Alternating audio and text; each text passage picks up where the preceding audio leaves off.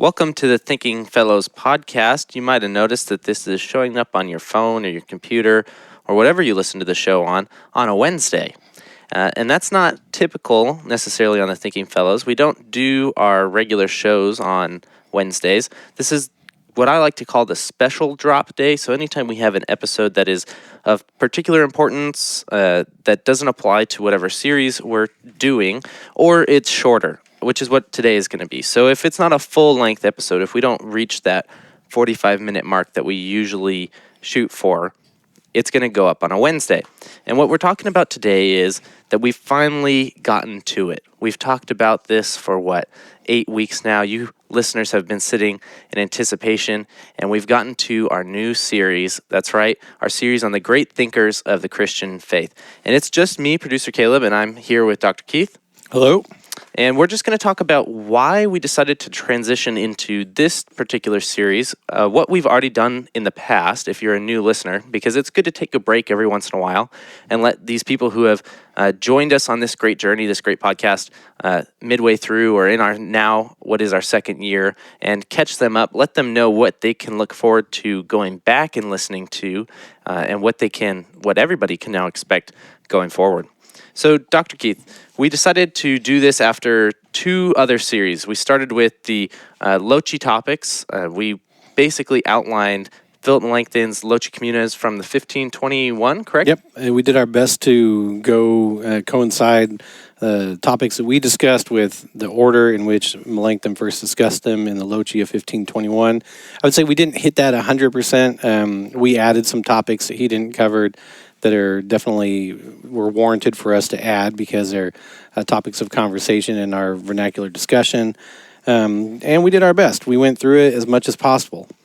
Yeah, so we went from that. That started in late January, early February of 2016.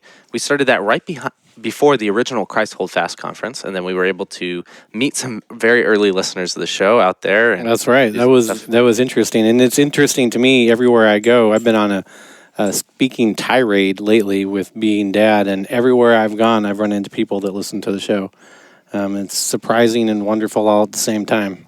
Yeah, it's really exciting for me when I get to see people in real life because I get to watch more than most people the numbers grow on the screen month to month or change or fluctuate or see what causes traffic to go up and down like the holiday season stuff. But then when you finally meet some of these people that the show's impacting, it's fantastic. Yeah, it's funny. I was contacted by a podcast or Mom was contacted by a podcast today or yesterday to get me to come on their show, and they have a whole tagline when they approach people about why they should come on their podcast, and every sort of tag that they had, we now meet or exceed. Yeah. And that was just, I don't know, it was invigorating for me that the show is making progress and we're picking up listeners and people are enjoying it and we have good feedback. And heck, we're at 25,000 downloads a month, right? So we're hitting 6,000 unique downloads every episode. Yeah, I mean, that includes old episodes. So the way that happens every month is a little strange because it's not 6,000 or 5,000 every direct episode when it drops on Friday. Right. But people are going and listening to the whole catalog is what we notice. So the episode with the most downloads is episode number 1, which is interesting because if you go back, if you start listening to the show now, let's say you catch this episode or last week you came to the show new, and you go back to episode number 1, you're going to notice some very big differences, especially in the audio quality. It's a little rough. Yeah, it's a little rough. It's to me, I mean, I'm glad people continue to listen. It's a little embarrassing for the number. I know you'd almost like to redo them and pull the old ones down, huh? Yeah, something like that. It would be difficult to do that, but it continues to march along. But every episode is getting more and more downloads, and we really want to thank the people at home for that. It's fantastic to have partners on the other side, right, to support the show. Right. So we went from Lochi topics to apologetics series, and this is near and dear to everybody's heart at the Thinking Fellows. Yeah, when you and I sat down and first talked about doing the show, and then when I sat down with Adam and Rod, I don't think anybody really planned that we would be a show that did series of episodes. I know we wanted to do the Lochi Communes. After that, we had some ideas. I think we did say, hey, let's do some on apologetics, but the apologetics series was actually pretty well planned out. I mean, we did it according to Montgomery's Sensible Christianity, and we followed that line of reasoning all the way through. I don't remember how many episodes did we end up doing. Is it over 20? Yeah, it's over 20. I kept thinking it was more than it was, but it was because I listened to episodes 3 or 4 times before they go up. I've had people now tell me that if they listen to the entire series, that they feel like they could actually go out and do this. And I thought, holy cow, what a compliment to Adam and to Rod, and in a lesser way to me and the things that we do. But amazing, right? That is such a compliment to us. We've even considered, I think, sometime in the future, developing that into a more robust program. Yeah, that might be one of the projects I take on when I graduate here in the spring, to expand Thinking Fellows. Because first and foremost, the Thinking Fellows is, for us, an opportunity to help provide a free source of education. Yep. One of the parts of the mission statement for 1517, providing educational resources to the church. Yeah, so the show isn't purely for entertainment at the end of the day. It really is to give the goods over to people, and I think in a sense so that they can go out into the world and evangelize and be sources of knowledge to their friends and family around them. Right. Absolutely. Hopefully. I mean, that's how it happens, right? Faith comes to us on the lips of other people, and sometimes those other people don't feel like they have the training or equipment to actually go out and share the faith. And if we can help even a little bit with that, I'm pretty proud of what we're doing here. Yeah. So that explains a lot about why we did the Apologetics series. And so now we're moving into great thinkers of the Christian faith. And this series was genuinely important to me because I think one of the problems with, maybe not a problem, but one of the cliches with Lutheranism and Lutheran podcasts and forms of education is that it's often very inbred.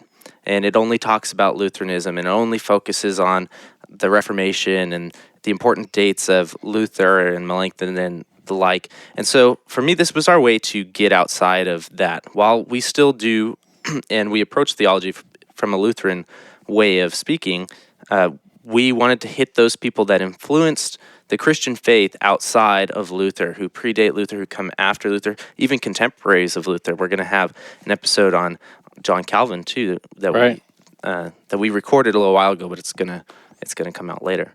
So, is there any? I mean, why else are we doing this? Well, I think that it's important for all of us who hold really any particular theological position to realize that we don't hold that position in a vacuum.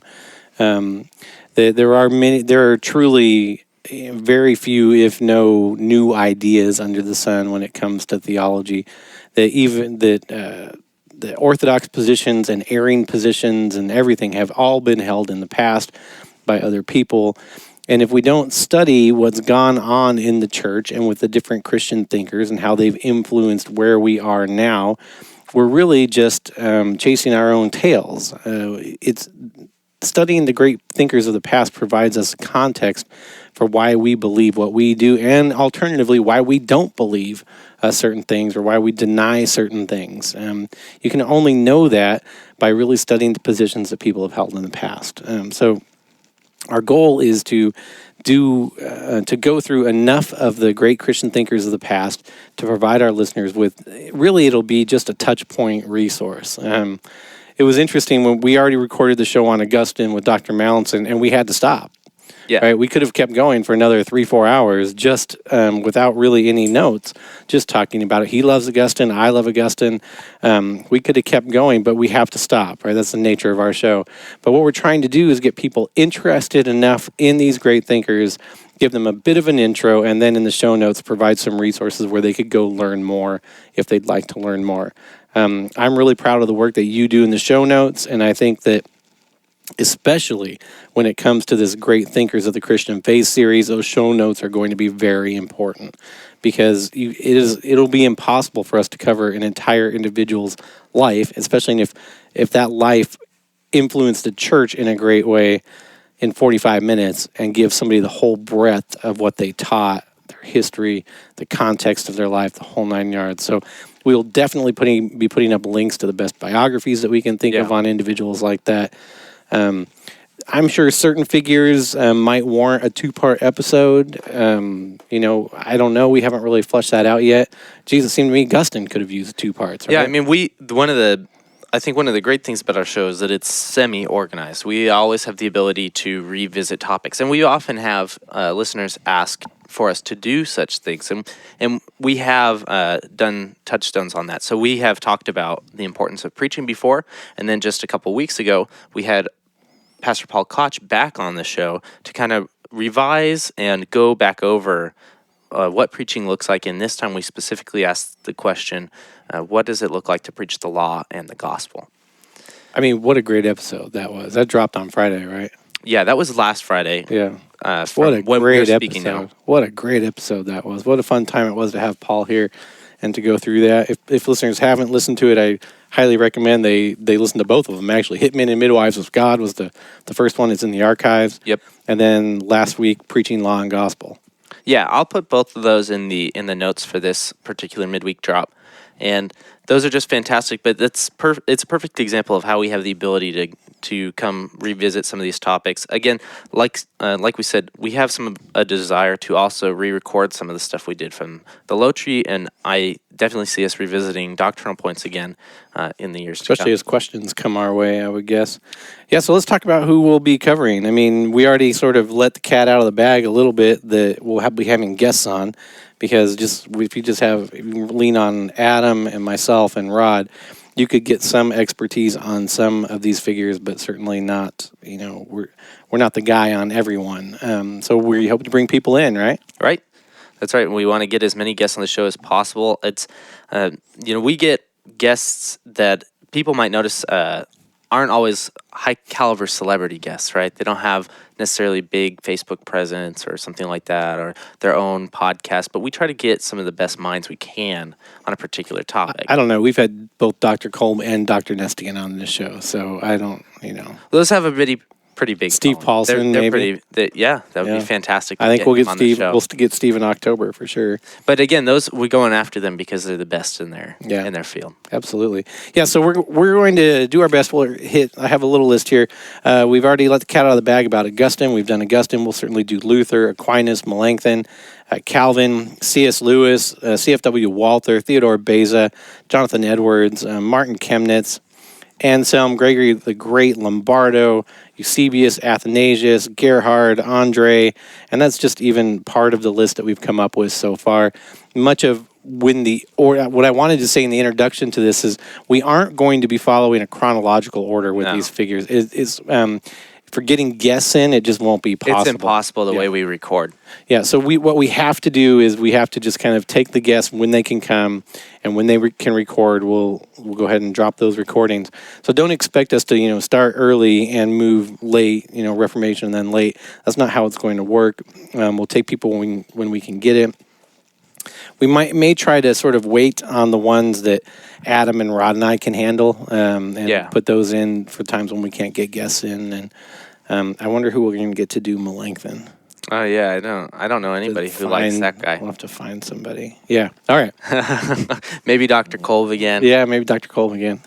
All right, excellent. So that's going to be close to a wrap up for this episode. I want to remind listeners that if you're listening from the website or going from Facebook or something like that, that it's always a good idea to get a podcast app and subscribe to the show, because what it means is you'll never miss an episode. If you're out of town, if you miss the Facebook post, if you forget to go check the website that week, or there's some technical difficulty, the show always will go up on iTunes every week. It's an automatic thing. So if you're pulling from an iTunes podcaster on your iPhone or something, or a third-party podcasting app like Overcast or Stitcher or something of that it's a really great idea. It's great for us because it lets us measure how many listeners we have, because the downloads are consistent. They happen on the same time of the week every day, so we can kind of gauge that field. And it's good for you, like I said again, because you'll never miss an episode. Thank you for supporting the show. This show is free because we have amazing people who donate regularly. I'm always amazed by the generosity of some of our listeners when we've asked for continued support in the past. It's received. And so thank you for those of you who support us currently. And if you're considering supporting us, you can go to 1517legacy.com. You can click on the donate button, and there's a sheet there that tells you about 1517 the Legacy Project further, about the Thinking Fellows, and what our goal is and what happens with those funds. That's right. We can't wait to do this series. We thank you for your support, and we'll hear you, or you'll hear us next Yeah, you'll time. hear us next week. So we'll catch you with our first episode on Augustine this Friday. Great.